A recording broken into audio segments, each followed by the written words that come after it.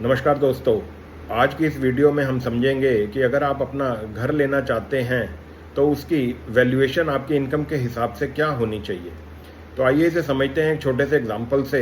मान लीजिए आप 1 करोड़ का घर लेते हैं तो उसमें 10% यानी कि 10 लाख रुपए तो आप डाउन पेमेंट दे देंगे और बाकी जो बचा 90 लाख रुपए उसका अगर आप हाउसिंग लोन लेते हैं और हाउसिंग लोन में मान लेता हूँ मिनिमम रेट ऑफ इंटरेस्ट 7% पे, तो आपकी ईएमआई 20 साल का अगर लोन लेते हैं तो कम से कम 70,000 रुपये पर मंथ बनेगी।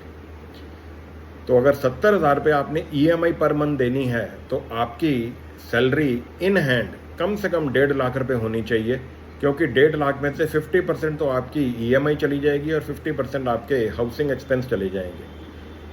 जैसे हमने जाना है कि 20 साल का ये लोन रहेगा तो 20 साल ये वाला ऐसा ही सिस्टम आसान नहीं है।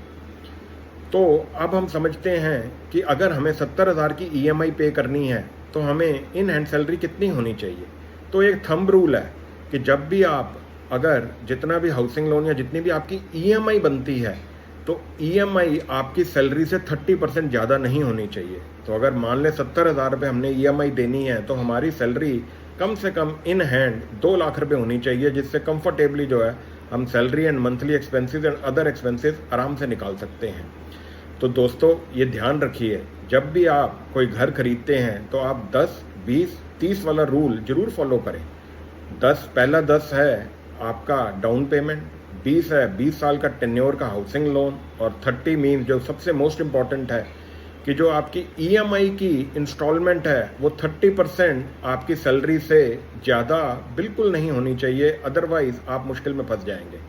ऐसे ही अच्छे फाइनेंशियल टिप्स के लिए आप देखते रहिए हमारा चैनल, इसे सब्सक्राइब कीजिए, शेयर कीजिए और लाइक कीजिए। Thank you very much.